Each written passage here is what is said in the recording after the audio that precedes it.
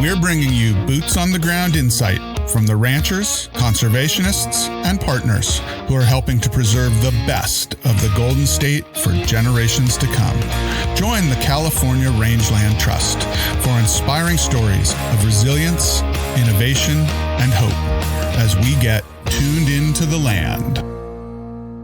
Welcome back to another episode of Tuned Into the Land. I'm your host, Michael Delbar, CEO of the California Rangeland Trust.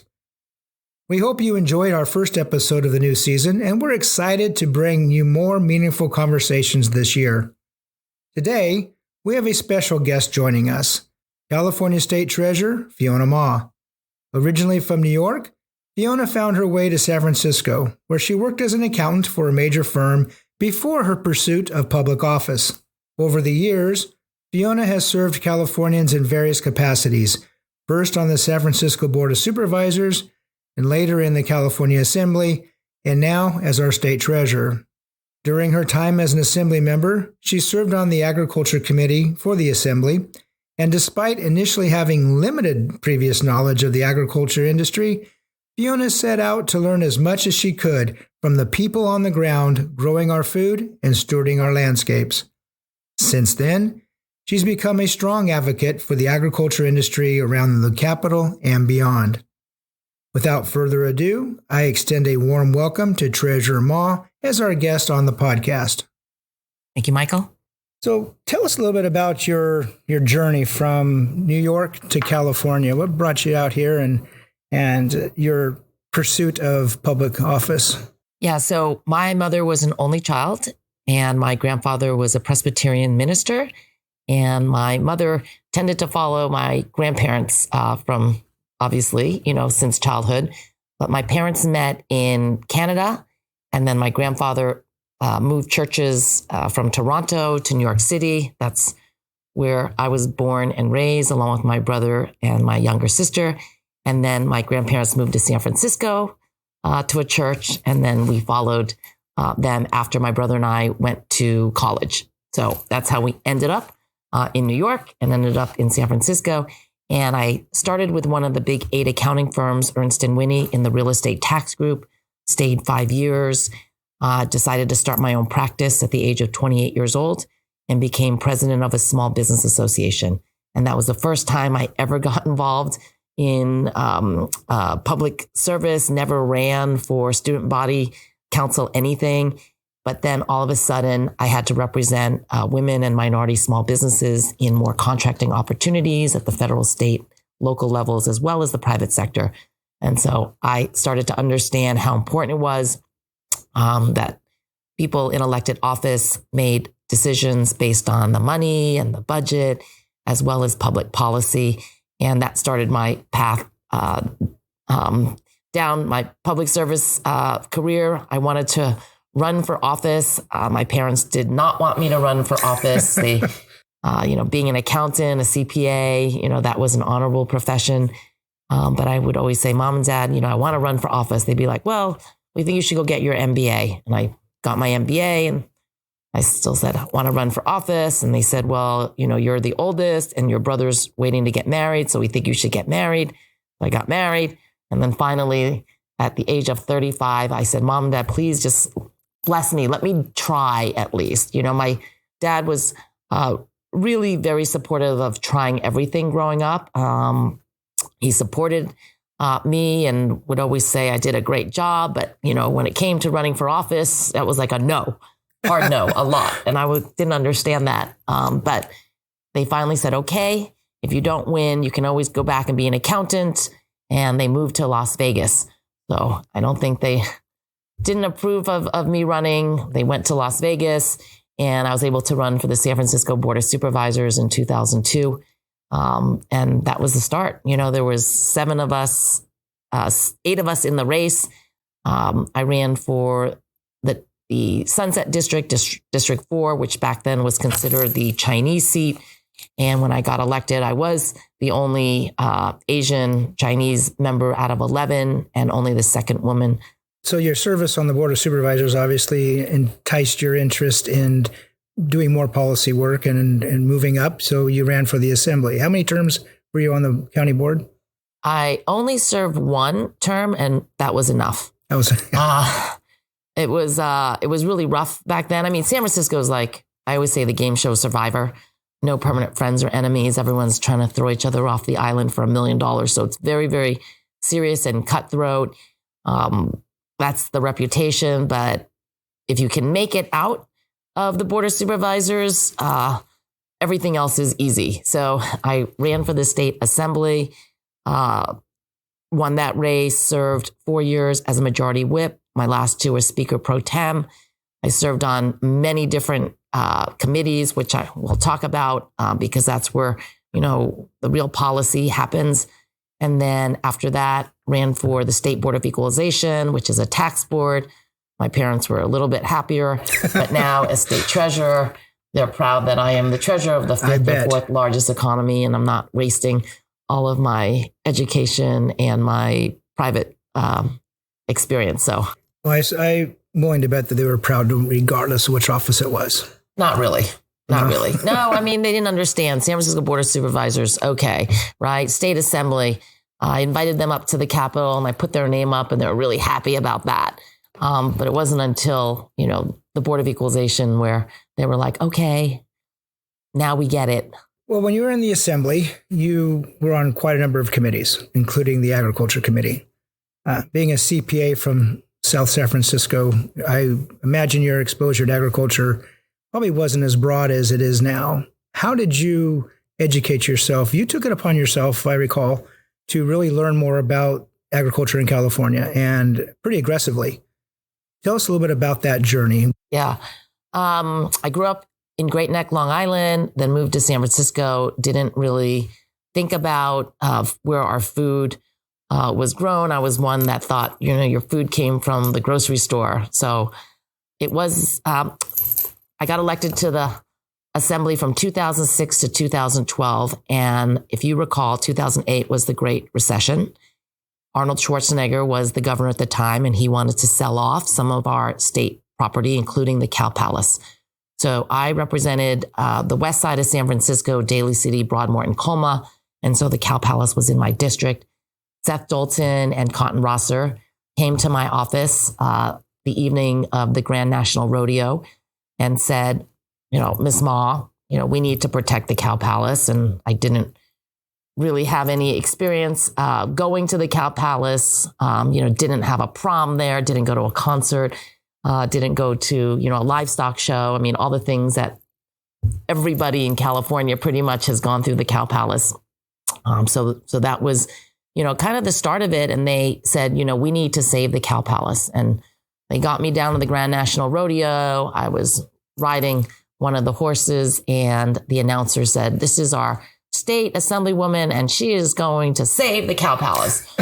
Obviously, I was a little bit, kind of like caught off guard, but that's where it really started. And I, asked Seth Dalton to, help me, educate me. And I asked to sit on the Agriculture Committee, which, I think my speaker was like, why? My staff was like, why? And I said, well, it's an area I don't understand. And I've done about 200 tours today out of the 400 that, ag products that we produce here in California.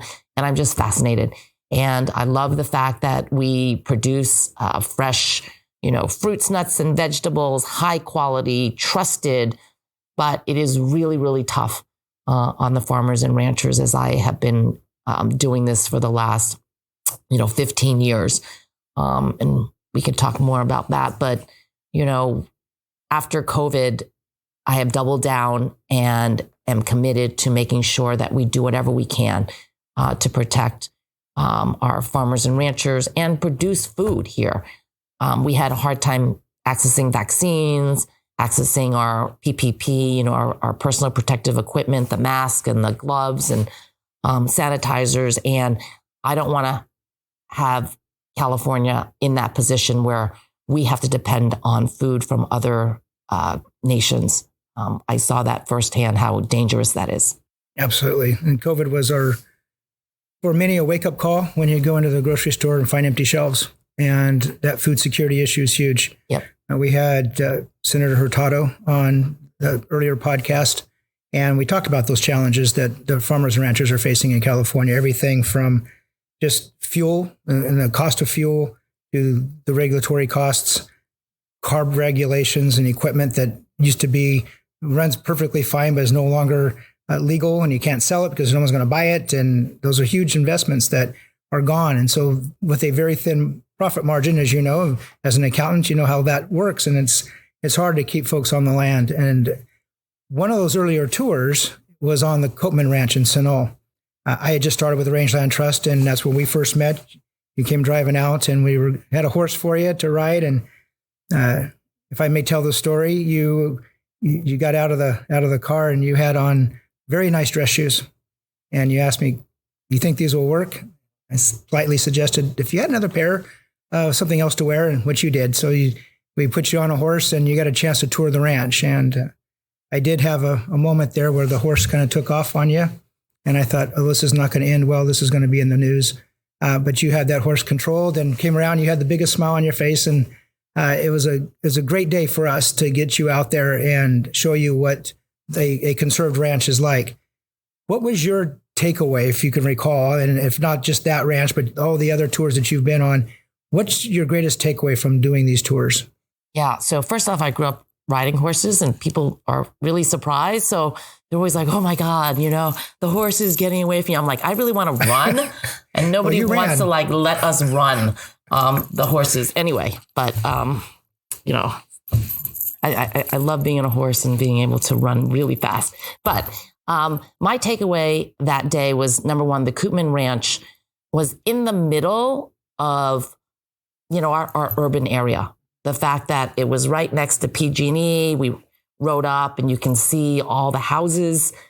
It wasn't out in the middle of nowhere, but, really kind of nestled in there, and you wouldn't know driving by, right? It just is looks like open land, but obviously, the Koopmans are there, the owners, conserving their property and trying to be a good neighbor as more and more of the houses and people, pop up around, so much of our ag and cattle. So I think that was the big takeaway, is that we rode up there and you can see the cars and the freeway and homes right in the middle, the golf course right there. So I think that was the big takeaway. And then just understanding what they do as landowners, many generations, on the land, trying to conserve, protect, and be a good neighbor while still producing the food that everybody wants to eat. And I think there is a disconnect. It shouldn't be a bipartisan, it should be a nonpartisan, bipartisan issue. It really takes people to make it work. And unlike a lot of the other states where we fight against, immigration and people who are coming or able to work, I always say California actually wants to welcome everybody, and it takes all of us to be able to work. And we should have temporary work visas for people who want to come and work. And we should be, making it easier for people to come and work and be able to, produce the food that we need. And so I don't want to pit people against each other in California. It's not helpful. And the more that we can find common ground and figure out how to get more people involved, get more people working, be able to, protect our food source, I think is going to be better for all of us. If you recall, Tim Copeman talked about the reason they did the first conservation unit, there's actually 3 on the ranch, was to satisfy a death tax or inheritance tax debt that they had in well over $700,000. As you know, ranchers, landowners, agricultural landowners, the value's in the land. It's in the dirt. And it's not necessarily the cash in the bank. So a debt like that, due to a tax like the estate tax, is deadly, no pun intended. You learned something from that when you heard Tim's story about what that would have done if they weren't able to do the conservation easement.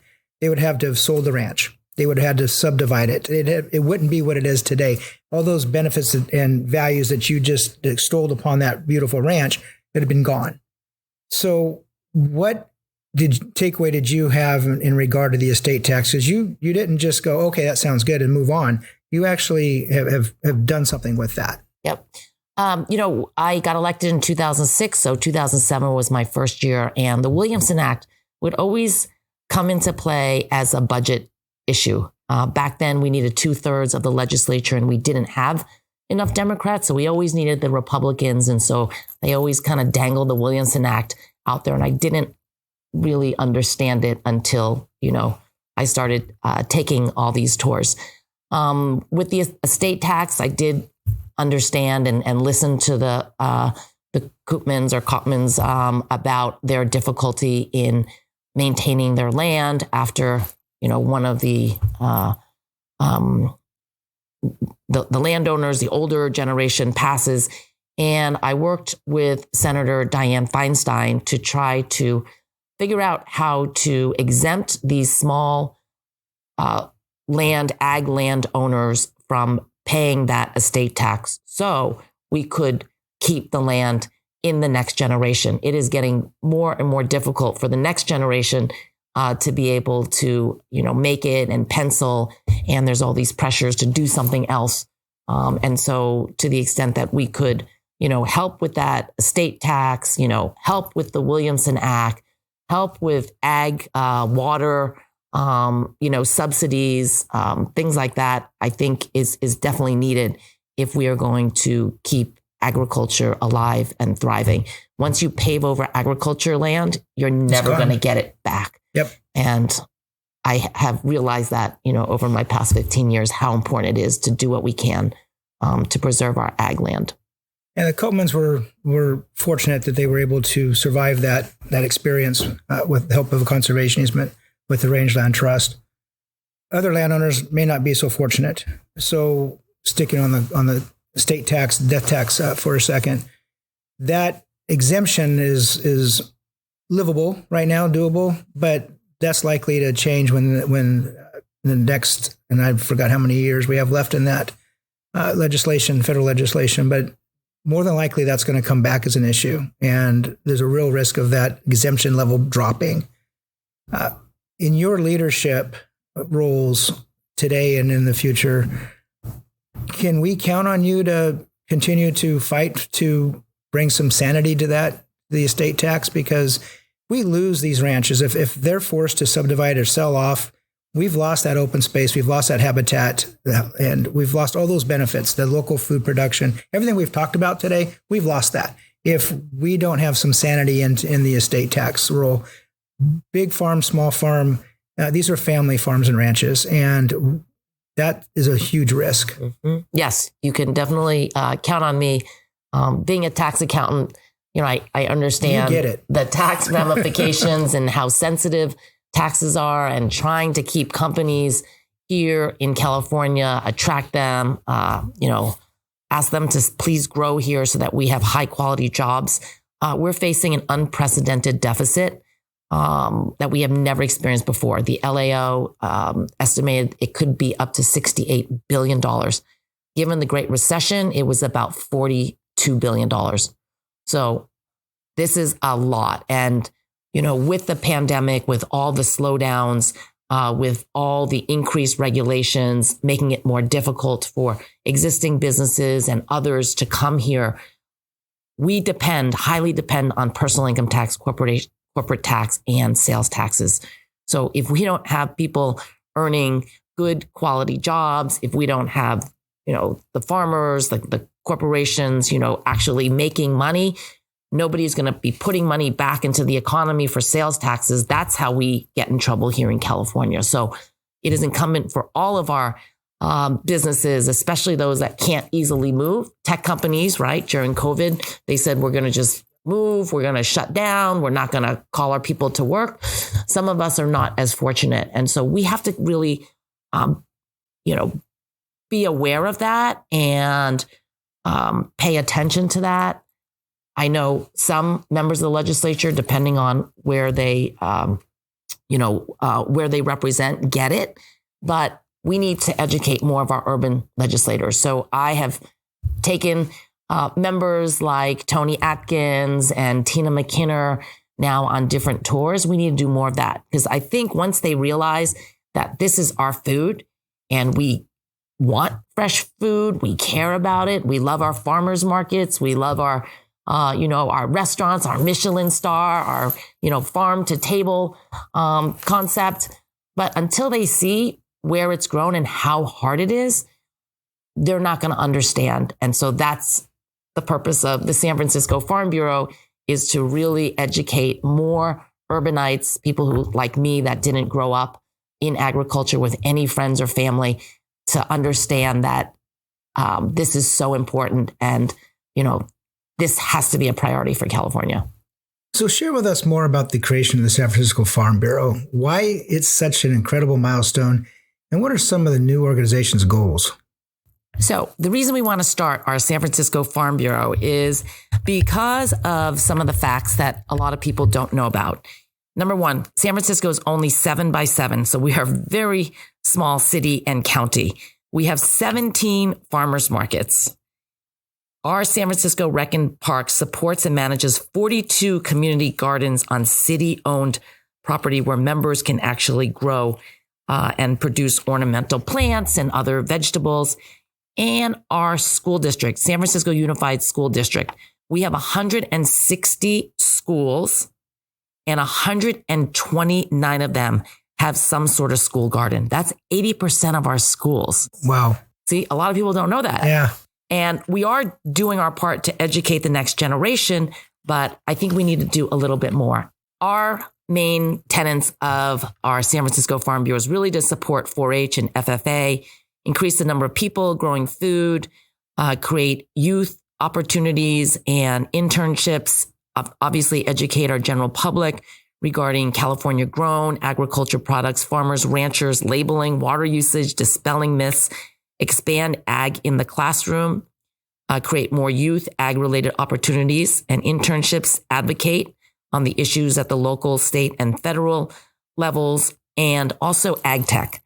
That, I think, is one of the areas that is very exciting for our members, is the use of technology with agriculture, trying to grow more efficiently, more effectively, so that we can continue to be the number one ag producing state in this country, and also feeding the world. And congratulations on getting that done. I know that the California Farm Bureau Federation just had their annual meeting a couple weeks ago, and you were able to be there for that. And that's a great accomplishment. That may be the only county that did not have a county farm bureau. Us in Los Angeles. Oh, really? Okay. And LA has the most amount of legislators. Yeah. So we have a lot of work to do, and we'd love to, see if we can start a Los Angeles County Farm Bureau, but it has to be the right people. It has to be people like me who, prioritizes, having food here, protecting our farmers and ranchers, and trying to get 3 board members. You have to get 3 or 4 board members that have a direct nexus, that make most of their money from farming, and agriculture was really, really difficult. Gary Sosas, he's, I think, 3rd generation almond farmer, has a house in San Francisco. So we were able to recruit him, and he's very dedicated and passionate. And then our 3rd board member is Bill Matos, head of the California Poultry Association. I didn't know he had a house in San Francisco, so we were able to recruit him. And then the president is Ted Fang.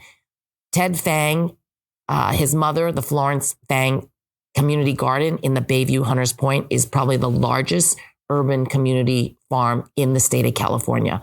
And so you have a lot of Asians out there, farming, producing food, giving it all away, bringing young people, old people working together. And if you have some time, I'd love to bring you out there. Love to see that. Yes. And we'd love to get you out on a tour. We've done that once before, but getting folks out, especially policymakers that are really holding the future of this industry in their hands, in terms of creating new policies, new laws, new regulations, getting them out there and educating them, boots on the ground. There's no better way to do that. So we'd definitely love to get you back out there, and any of your friends that you want to bring. That's so important. And we enjoy doing that. We've had great success in educating folks. And you're right, one cannot understand it sitting in an urban area and never getting out there and walking and kicking the dirt and talking to that rancher about how important it is and how tough it is. Mm-hmm. A Williamson Act. Let's talk a little bit about that. And you've been a great champion for it. For those listeners who aren't familiar with it, the Williamson Act essentially bases property tax rates on ag land on its income producing capability rather than its Prop 13 value for owners who, in exchange, promise to keep the land undeveloped for at least 10 years. Not only does it help struggling farmers and ranchers facing already slim profit margins, but at the end of the day, it's really a cost-effective land conservation tool. For many years, the state had reimbursed counties for a portion of that lost property tax through what we called a subvention, and that allowed counties to protect large swaths of working lands in the face of development pressures. Unfortunately, Governor Schwarzenegger didn't seem to understand the importance of that, and we lost that subvention. Having spent some time in county government as well as you, we know how important that subvention is to our counties. And for the subvention amount, when the Williamson Act went away, I seem to recall it was somewhere around $40 million. The proverbial drop in the bucket in terms of the state's budget, but so important and a huge conservation tool for pennies. You recently made a comment that we probably missed an opportunity when the budget surplus a year or so ago to get that back. But do you see that there is still a chance to get that subvention back in place so that counties can? A few don't have contracts anymore. Some still have them and aren't taking new ones. There's still land that we could be protecting through the Williamson Act. What do you see as the future of that act? It's a program that worked and for so many decades. And I do think there was a missed opportunity when we had a huge surplus the first year of COVID. I think we had a $40 billion surplus. The second year of COVID, we had about a $90 billion surplus. And that would have been the time, to bring back the Williamson Act and all the, the programs that have worked in the past, but for budget deficits being cut, borrowing and delaying, deferring, that I think is one of the most important ones to bring back. Well, anything we can do to assist with that, it's one of the most cost-effective conservation tools out there in the state. And it can really make a little bit of that difference on the bottom line, especially the property taxes in California, or in property values, I should say, in California. For someone who has an agricultural property that's not under the act and is a recent purchase, that's a killer. So anything that obviously the Rangeland Trust can do to assist with that, that falls into our conservation ethic. Yeah, and I think the farmers and the ranchers are getting a little bit more public facing. I always find that when I go on a tour and I learn so much, I say, why don't you educate other people? Why aren't you doing ad campaigns? Why aren't you doing social media? Right. And they always say, well, we're very private and, we've never had to do any of that. And we're family owned, many generations, and a lot of us don't know that, you work every day on your property, your kids work on there, you work alongside all of your workers, your agriculture workers, you help the next generation, go to school and give them scholarships and grants. Like I say, why don't you celebrate that? And they're like, oh, we don't really want to be too public, but it's changing. You are getting more public, you're welcoming, for example, San Francisco Farm Bureau to be part, doing more tours, inviting more people, but I think they need, you all need to do more. I think you see a change in philosophy in the next generation and then in the next generation. Social media is such a huge part of everyone's lives, whether we like it or not, whether it's good or not. There's a lot of debate there, but it's a lot of stories being told. Probably some don't need to be told, but there's a lot of sharing that goes on in that. So then as those ranchers and farmers' children and next generations come on, they're not as hesitant to tell that story and talk about the things that they're doing and share it on Instagram or whatever you pick the media. But it's more public than it ever has been. And I think that there's challenges involved with that, but there's also a lot of advantages to that because we are educating folks that they never knew that. Oh, I didn't know you did that. I didn't know how that worked. Right. So there's a lot of opportunity there. Right. And even the next generation, 4-H and FFA, I go to a lot of conventions now and visit with young people around the state. And it teaches discipline. After school, these kids are not sitting home, on their, their computers. They're like, okay, we change, we go out and we work.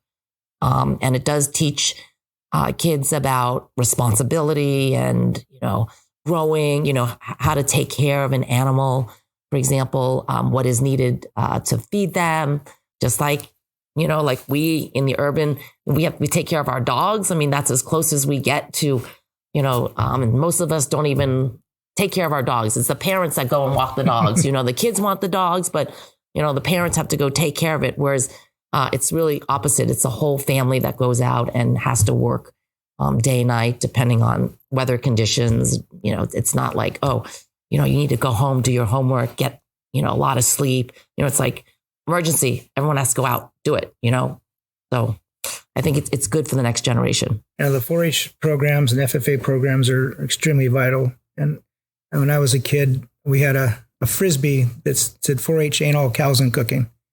And it really tells you how important that program is. And FFA is a tremendous benefit to our youth that are trying to either stay in agriculture or learn about agriculture. A lot of those blue jackets are kids that have not been in agriculture before, but are learning skills, whether that's small engine skills or welding skills, and of course, animal agriculture, all of that. And these kids that are in the FFA program, we hope that the state recognizes that, the state being our legislature, our government, because that's a program that could use some more support, because there is so much value to, as you've pointed out, to that next generation, those young adults. I was going to say kids, but those young adults, and helping them in a program that can really change their lives. And the FFA,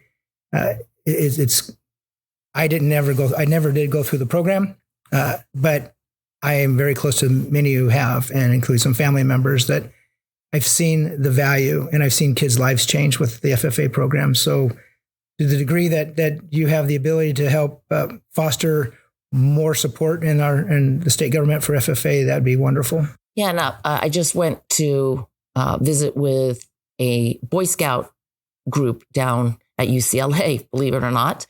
And these are like urban kids, right? Getting their badges or their belt buckles for doing good things. But, if there's a way to incorporate some agriculture component where they have to get out of the city, they have to go do something, to try to kind of experience what it is. Like I was a scout, a brownie and a Girl Scout. I had a lot of badges, but agriculture wasn't one of those badges that I had to go get. My brother was a Cub Scout and a Boy Scout. I mean, again, we did camping and we did, building and others. But I think there's ways that we can incorporate more agriculture in, young people's learning, especially like the Scouts, for example.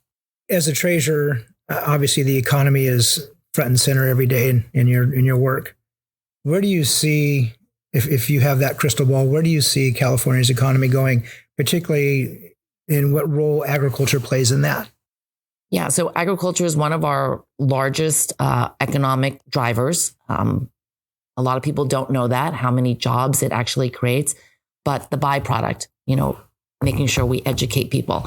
I think having a diverse state is our economic advantage over other states. We speak 78 languages here, and we have so many industries, right? The most visible, obviously, are like Hollywood or Silicon Valley, but agriculture, everywhere you look, there's agriculture. And for many of us, we just aren't aware of that. So we need to do more. People like me that can, be those evangelists and talk to our side of the aisle, to our friends, people that didn't grow up in agriculture. I think that is where I would like to try to help and support. And we want everyone to, to succeed. It doesn't matter, what we're doing, but this is such a great state. We have so many amazing things that are happening, but people who are on the land, protecting the land, growing food on the land. That story needs to be told. And I'm late to this game, but I'm going to do my best to keep being that voice. And I think I can get many of my friends and colleagues to also start, promoting and protecting, the farmers and the ranchers. That open space that we all see as we drive down the I-5 or the highway system in the state and commuting back and forth to work. We look out at that, and that's not just open space. As you know, that's a working farmer ranch. That's there because that landowner is able to make a living, albeit not much sometimes, or maybe not at all. But that open space is just one component of what that land provides. It's the wildlife habitat, it's the clean air, the clean water, it's the food and fiber, and it's the culture. It's what makes California great. And that's one of the reasons why what the Rangeland Trust does is our part to protect those working ranches. And I assume you understand the importance of that. And is there anything that any words for us that you can share as far as what we're trying to do? I really didn't understand the Rangeland Trust in terms of the relationship with the ranchers. And it is becoming more apparent as I do more ranch tours, how important it is and how this land is going to be protected, right?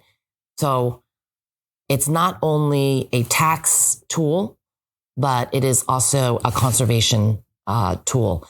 And I think it's very, very important. I've met rangeland folks in other states that this is their, this is just their, their culture in these ag states. And for us, it's a little bit different because I think our ranchers and farmers want to do as much as they can without assistance. But as it gets more and more expensive and the tax laws are changing and property values are going up and the next generation, is finding it difficult. The weather, right, with our severe droughts now is a lot of pressures. It is a lot of pressure. But, again, do we want to have food?